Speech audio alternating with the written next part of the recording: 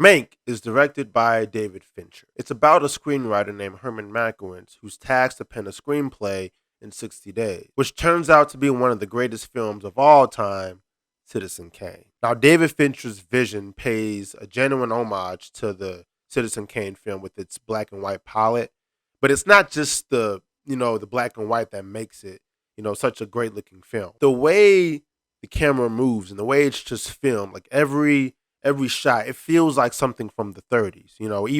Even the set pieces, even the sound design, like it sounds like something coming out of a 80s 90s tube television set. Like I don't know if you guys remember this, but like when you would watch like an old 30s movie that was all black and white, like the sound of it just sounded very like monotone almost and things like that. Like you can really hear it coming out those speakers. They didn't have like that surround effect that you hear nowadays, but it kind of had that feel to it when people would talk. Damn it, Facebook. The actors too, they did a fantastic job kind of mimicking that 30s style. Everyone is just pent up and kind of speaks in this sort of old 30s Hollywood dialect. You'll know it when you hear it. Like just watch any 30s, 40s, old black and white Hollywood movie. Everybody kind of sounds, very robotic and very monotonish and things like that. And they talk real fast and they enunciate all of their words and things like that. Like they kind of sound like that. It's not too on the nose like that, but I think the actors they do a good. There's a good balance of it when the actors bring it to the screen. I thought it was pretty impressive. Even the soundtrack, it feels like something that was just pulled off of the Hollywood archives. You know what I'm saying? It has a very nice vintage sound to it. If you're a fan of the 30s, man, like of the 30s era, you're definitely gonna love this film. Like no doubt about it. Gary Oldman as Mank is just a class act. He brings this grandiose and this charm and this self indulgence that it's actually really entertaining to watch. That being said, I think that's all the positive things I can really say about this thing, man, because I gotta be honest, this thing bored me to tears. First off, the movie is just so full of itself. Okay. Everyone is just so posh and smoking and drinking and just free falling all into the energy of the 1930s. And look, there's nothing wrong with that, mind you, but I'm trying to figure out what all of this is for. The sets do look fantastic, and I do believe that well, from what it looks like, they tried to really keep things as practical as possible, and it's kind of nice to just sort of see the like the full old school Hollywood machine kind of run itself in full gear. It has like this nice old traditional LA vibe, and you can kind of see like old logos from like companies and things like that, and that's pretty cool. But it just all feels for show, like okay. At the end of the day, I cared about the story and wanted to know where it was going and stopped caring after like 20 minutes. Okay. But as I kept watching, what I realized is that if anybody were to enjoy a film like this, you know, they without a shadow of a doubt would have to have been a fan of the 30s.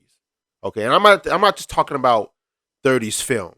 I'm talking about 30s Hollywood. It's mostly just a great showcase documentary of, Hollywood of that time, if I'm being honest with you. And most people, okay, most average day to day people are not going to know anything or know anyone tied close to any of that.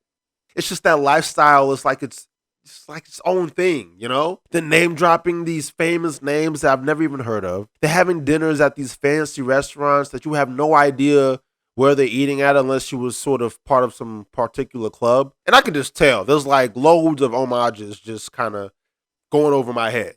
Like loads of Easter eggs. I'm just kind of like, okay, because, I'm 30, okay? I'm not 80. But Hollywood, they love films like this. Like they just love stories about Hollywood life and things like that. And I could tell from just off of the nominations, like the Oscar nominations that the movie got, like it was clearly an Oscar bait movie. But there's really nothing in here that I think warrants an Oscar for it. Unless you want to. I mean, it did win for cinematography, so that's cool.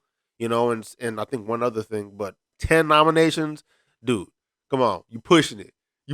Stop You snuffing it. Leave it alone. Just leave it alone. You pumping it up. It don't need all that. Now, Gary Oldman was great. I love Gary Oldman, but he was better in numerous other films. The screenplay is just average at best. The directing is fantastic. Like I said, I really do like the look of this film. It's just the story is just so.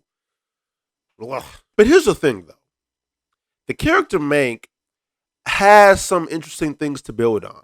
Okay, but the film sort of kind of gears its way towards what actually inspired him to write the film Citizen Kane, and I still don't know what that inspiration was. I mean, I just don't. I don't know. Maybe I wasn't paying attention or something. But if you was to ask me, I couldn't tell you. I just couldn't tell you. Now he was an alcoholic as well, and it does get a little bit. It gets a tad interesting when he starts to like kind of spiral out of control with the drinking and stuff like that. And the political parts as well. They did sort of pique my interest. You know what I'm saying? It's always kind of I get curious to see how politics were in that time and stuff like that with the whole different culture, but again, like I keep asking like where's this all leading to? What is this all for? Honestly, I think the making of Citizen Kane would have been a better film. To kind of see where, how these those shots that people remember, you know what I mean? Those ahead of its time ways of directing and just those nice, you know, futuristic looking shots that the director had in his pocket and things like that. Like knowing how he had those with the technology that they had at their disposal. I mean, we have loads of technology now, but to see what happened to make those certain shots in the Citizen Kane film in the 30s, like to see what they had to work with to make those possible, and just to, like seeing how that film was actually built from the ground up. Not the screenplay, but the actual movie itself, because it's known as one of the most technically directed films of all time, and just kind of seeing why that is and how all that inspired it to be that way would have been cool. But what inspired the writing of it,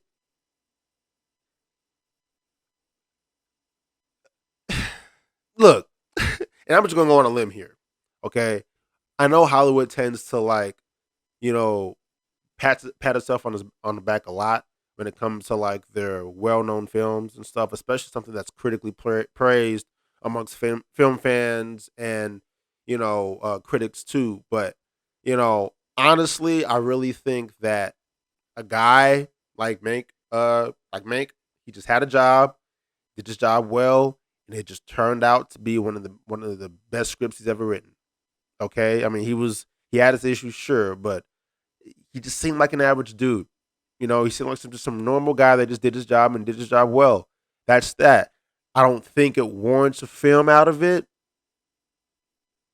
I don't think we needed to see this. So I'm gonna give it a 4.5 out of 10. Sorry, y'all. I mean, like the shit was boring. Okay, look, I mean, some things just don't need to be a story. You know what I'm saying? Citizen Kane, that's something. But what inspired the creation of the Citizen Kane screenplay? And what? No, man. Like it didn't seem like nothing was going on. All it is just Hollywood flop, and the movie is just so fucking full of itself, bro. I'm just sitting there like, oh boy, 10 Oscars, really? Come on. But I will say this though: if you want to see a better film about a screenwriter and all that kind of stuff, like see Trumbo by with Bryan Cranston. That movie, they do it better in that one for sure. So that's my review on Mank. Hope you love this video. If you like this video, hit that like button. But if you love this video, hit subscribe, and I will see you guys on the next video.